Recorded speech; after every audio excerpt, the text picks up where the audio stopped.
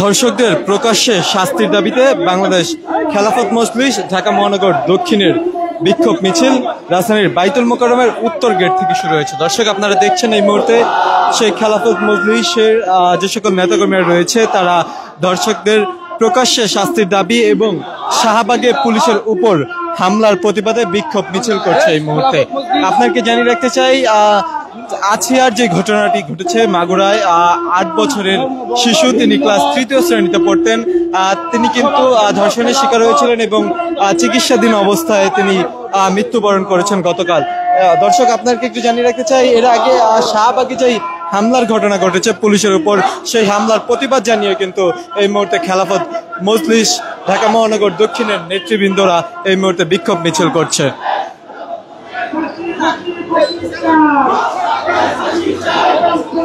ভাই আপনারা সামনে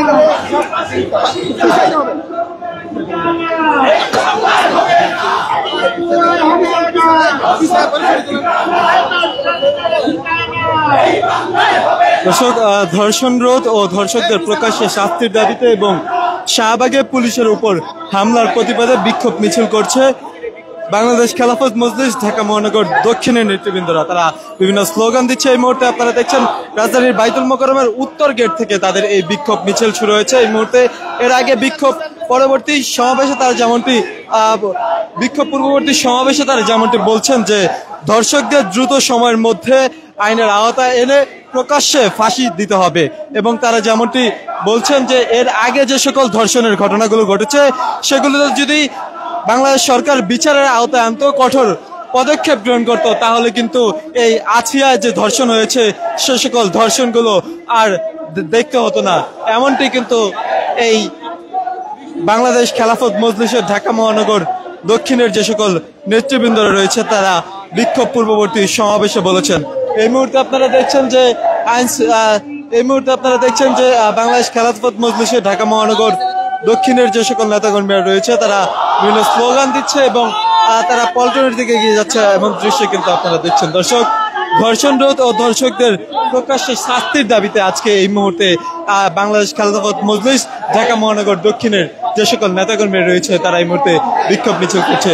যে যেখান থেকে ঢাকা পোস্টের লাইভটি দেখছেন, লাইভটি শেয়ার করে সকলকে জানিয়ে দেওয়ার সুযোগ করে দিবেন এবং আপনার মূল্যবান মতামত জানাবেন কমেন্ট বক্সে। দেশ বিদেশের সর্বশেষ সংবাদ সবার আগে পেতে ভিজিট করুন www.dhakapost.com। আপনাকে সরাসরি যুক্ত করেছি যে আসিয়া গতকাল যিনি মৃত্যুবরণ করেছে, তিনি চিকিৎসাধীন অবস্থায় ছিল। 8 বছরের শিশু মাগুরার আছিয়া, তিনি ক্লাস 3য় শ্রেণীতে পড়তেন। তাকে ধর্ষণের পরবর্তী সময় কিন্তু তার চিকিৎসাধীন অবস্থায় তিনি গতকাল মৃত্যুবরণ করেছে এবং তার প্রতিবাদে কিন্তু এই মুহূর্তে আপনারা দেখছেন যে বাংলাদেশ খেলাফত মজলিস ঢাকা মহানগর দক্ষিণের যে সকল নেতাকর্মীরা রয়েছে তারা এই মুহূর্তে বিক্ষোভ মিছিল করছে এবং শাহবাগে যে ঘটনাটি ঘটেছে, পুলিশের উপর যে হামলার ঘটনা ঘটেছে, তার প্রতিবাদে এই মুহূর্তে আপনারা দেখছেন যে খেলাফত মজলিস ঢাকা মহানগর দক্ষিণের যে সকল নেতাকর্মীরা রয়েছে তারা এই মুহূর্তে বিক্ষোভ মিছিল করছে। রাজধানীর বাইতুল মোকাররমের উত্তর গেট থেকে তাদের এই বিক্ষোভ মিছিল শুরু হয়েছে। বিক্ষোভ মিছিলে তারা বিভিন্ন স্লোগান দিচ্ছে এই মুহূর্তে এমন দৃশ্য আপনারা দেখছেন।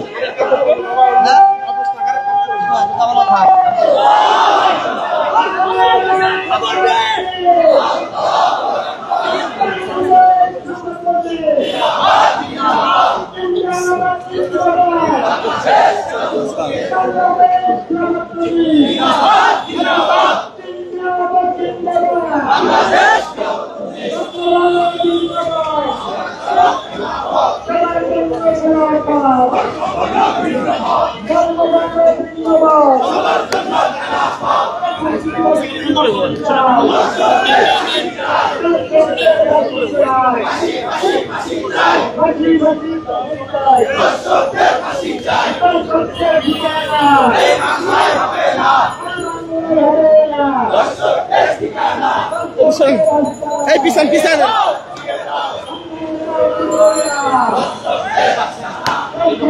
মিছিল নিয়ে কিন্তু আবারও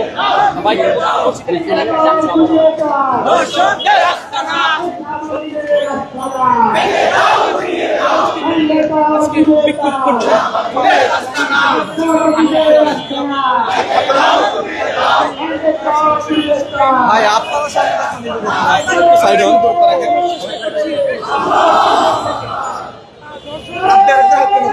দর্শক, যেমনটি বলছিলাম যে তারা মিছিল পূর্ববর্তী সমাবেশে যেমনটি বলছেন যে শাহবাগে গণজাগরণ মঞ্চের যেই আবারও সেই আধিপত্য বিস্তারের যে বিষয়টি সেটি নিয়ে কিন্তু তারা প্রতিবাদ জানিয়েছে। তারা যেমনটি জানিয়েছে যে কোনো ধরনের গণজাগরণ মঞ্চের কোনো মঞ্চ শাহবাগে আবারও পুনরাবৃত্তি হবে না এবং তার জন্য কিন্তু কঠোর প্রতিবাদ জানানো হবে যদি এমন কোনো কিছু দেখে, এমনটি কিন্তু তারা জানিয়েছে। ঢাকা মহানগর দক্ষিণ খেলাফত মজলিসের যে সকল নেতাকর্মী আছে তারা বিক্ষোভ মিছিল দিয়ে বিভিন্ন স্লোগান দিচ্ছে এবং আসিয়ার যে ঘটনা ঘটেছে ধর্ষণরত ও ধর্ষকদের প্রকাশ্যে শাস্তির দাবি এবং শাহবাগে পুলিশের উপর হামলার প্রতিবাদে আজকে এই বিক্ষোভ মিছিল করছে।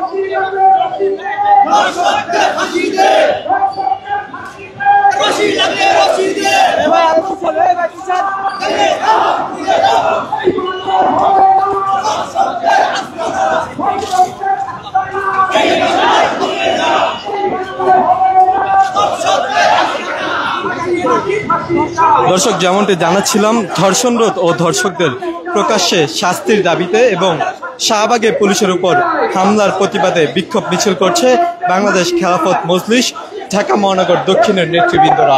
আপনাকে জানিয়ে রাখতে চাই যে মাগুরার আছিয়া 8 বছরের শিশু, তাকে ধর্ষণের প্রতিবাদে এবং তিনি গতকাল মৃত্যুবরণ করেছে এবং তারই প্রতিবাদে সেই ধর্ষকের প্রকাশ্যে শাস্তির দাবিতে এই মুহূর্তে আপনারা দেখছেন যে বাংলাদেশ খেলাফত মজলিস ঢাকা মহানগর দক্ষিণের যে সকল নেতাকর্মীরা রয়েছে তারা এই মুহূর্তে বিক্ষোভ মিছিল করছেন। বিক্ষোভ মিছিল পূর্ববর্তী সংক্ষিপ্ত সমাবেশে তারা যেমনটি জানিয়েছেন যে ধর্ষকের প্রকাশ্যে সর্বোচ্চ শাস্তি দিতে হবে। যদি এর আগে ধর্ষকদের শাস্তি হতো তাহলে কিন্তু এই ঘটনাগুলো ঘটতো না এবং আছিয়া যে ধর্ষণের শিকার হয়েছে সেটি ঘটতো না।